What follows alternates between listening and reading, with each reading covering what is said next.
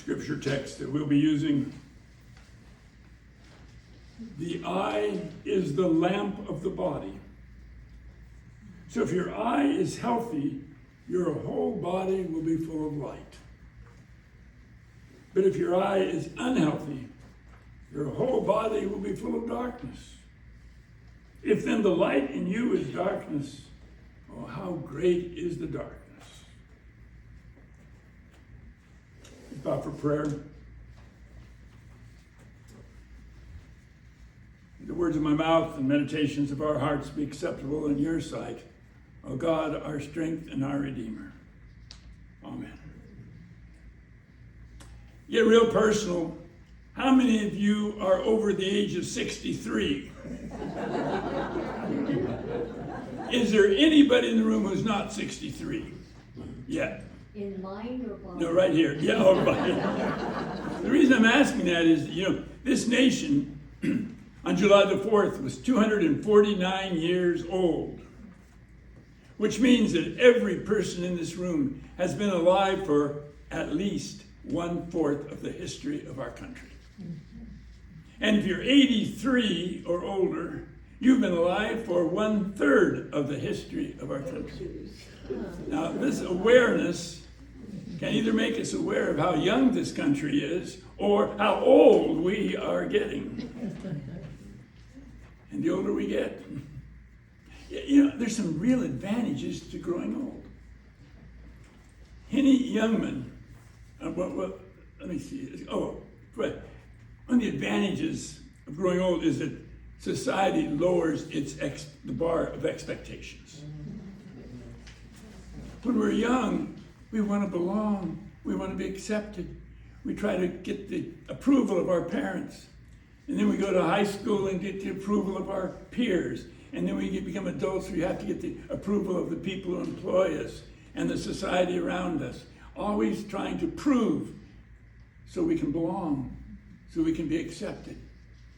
And then when we get around 80, we begin to realize that they really don't care anymore. They'll put up with any of our idiosyncrasies. I could mess up completely on this sermon, forget everything about it, and this group would just say, he's 91, that's. Remember, what it is? People just pass it off, which means that we are in a community like this. It's so refreshing to find an accepting community that does not operate out of the stereotypes, the way the rest of society, having to prove yourself. I've been here 3 months. No one has yet asked if I'm a Republican or a Democrat. No one's asked about my ancestors, whether I'm, any of those categories that politically and socially we're putting people into stereotypes. Because here, we just accept each other. That's a beautiful thing. You don't have to prove in order to belong. That's one of the advantages of old age. Another thing is, though, that we know that old age is difficult because all of our faculties are waning. Yeah. Now, the Henny Youngman story. When he was in his late 80s, his eyesight was going. And he wanted to play golf. So he went out and he told them at the golf course, I've got to have a caddy with good eyesight. They gave me a caddy 8 years older than I am. And they said, oh no, he has the best eyesight of anyone here. Oh, all right. And he went out, he said he drove on the first hole. He drove the ball. He lost track of it. He said to the caddy, did you see it? Yep. You know where it landed? Yep. Where is it? I don't know, I forgot.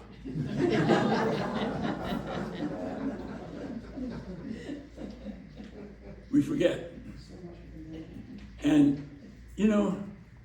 eyesight is, to really see something, requires more than eyesight.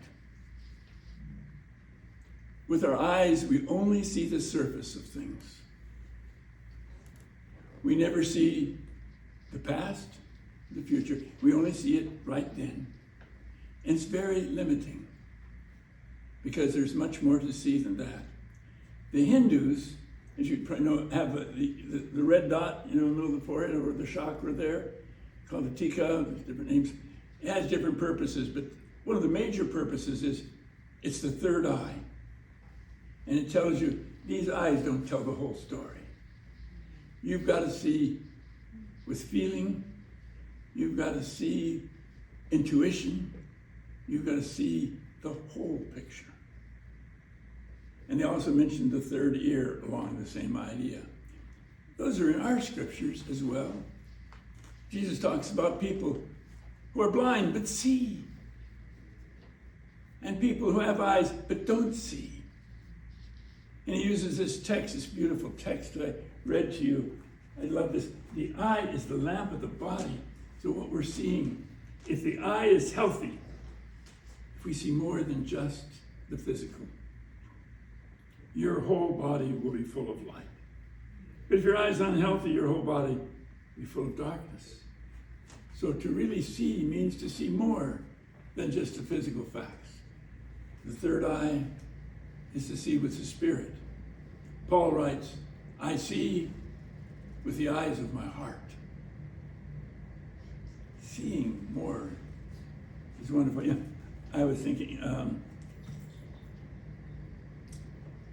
Elaine and Rip, that was a great party last Sunday. That was great we had. And I was thinking, if back 71 years ago, if Rip had told his family, I'm seeing Elaine, nobody would have thought he meant he was only seeing her with his eyes. They don't believe that he's just a peeping Tom or he's just taking a look at a picture of her. When he says, I'm seeing her, that means I'm relating. Because seeing is more than just the physical facts. There's so much more to it. I remember talking to a blind person one time, we were having a discussion, and then I blurted out with, oh, I see. And I said, sorry, I was wrong. No, that's correct. Because I said, I see too. There's more to seeing than just in those eyes. Take our national anthem. Oh, say, can you see? What is the national anthem asking? Can you see what? The flag. The flag. The question isn't really, can you see a flag? No. But what do you see? Do you really see it? Do you really relate to it? Do you really understand? That the dawn's early light, what that means to have gone through the darkness of hell, and the flag is still there. Do you really see what it means when it says, the land of the free? Do you see what it means when it says, the home of the brave? Open our eyes that we might see. The eye is the lamp of the body. Open it up. Let the light shine in. We want to be able to see, to really see. Hilda and Bernard had been married for 60 years. They had their anniversary party. They came home from the party and were getting ready for bed. Bernard was sitting on the bed and she was in the bathroom looking in the mirror. And Hilda says, oh, Bernard, what happened to that beautiful woman you married? Look at me. My hair is thin. Everything's wrinkled. I've got old age spots, varicose veins. My breasts sag. My buttocks droops. Bernard, will you please say one thing positive about me physically? Bernard thinks for a moment and he says, well, there's nothing wrong with your eyesight. Services for Bernard will be next Tuesday at the Chapel of the Light. Now, why do we laugh at that? Because we can't imagine anyone really being that blind. He didn't hear what she was saying. Okay, in case there's any Bernards in here, some women here, what did she mean? What was she really asking him for? Tell us. Still love me? Do you love me? Sure. What else? Look at my body. What did she say? She said, look at me. Am I beautiful to you? Yes. Am I beautiful? Yes. Am I still? What am I to you? What do you see? She's asking him, what do you see? There's nothing wrong with your eyesight. They might as well have the services for Bernard because he's already dead. He's not alive.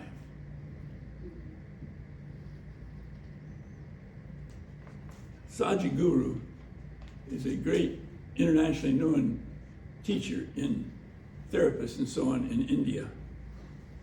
And he specializes in people who go through traumas.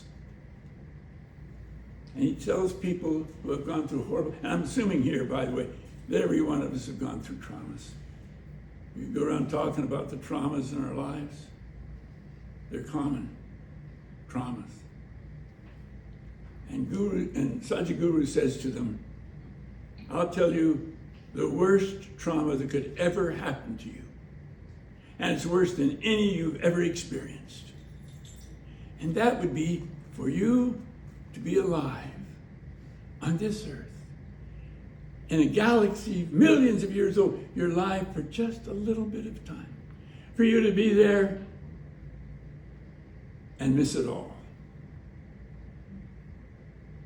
Not realize what's going on.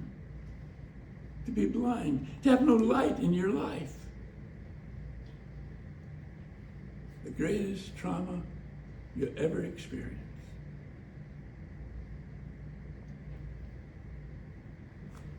There's another translation of the message of that Bible text. I like this one. Peterson's from the Message. Your eyes are the windows into your body. If you open your eyes wide in wonder and belief, your body fills up with light. If you live squinty-eyed in greed and distrust, your body is a musty cellar. If you pull the blinds on your windows, what a dark life you will have. How dark it will be. We are alive this moment. Open our eyes and really see.